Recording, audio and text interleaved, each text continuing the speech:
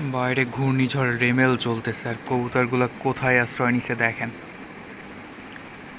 এইখানে একটা আছে আর একটা এই উপরে অন্ধকারে আপনারা দেখতে পাচ্ছেন না, তো ওর উপরে একটা কবুতর আছে। দুইটা তখন একসাথেই ছিল, কিন্তু দেখা যাচ্ছে এইটা ঝগড়া কইরা কইরা নিচে নেমে আসছে। এখন এটা নিচে আছে আর এটা উপরে আছে। এই কবুতরগুলো কিন্তু কোনো কবুতরের ঘরে থাকে না।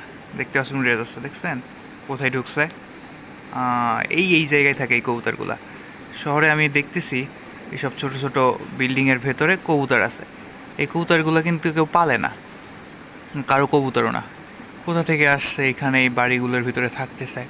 আবার অনেকে দেখি খাইতেও দেয় রাস্তায় বা তাদের বারান্দায় খাবার দিয়ে রাখে কবুতরের জন্য। কবুতরগুলো এসে খেয়ে যায়। তারপর এইখানে এই কুটা টাইনা ওইখানেই বাসা বানায়। ওই উপরে একটা আছে।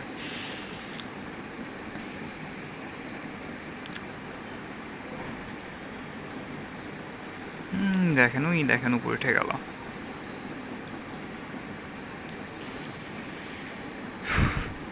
যা হোক, ঘূর্ণিঝড় রেমেল চলতেছে, সবাই সাবধানে থাকবেন আর নিজের কবুতরের যত্ন রাখবেন।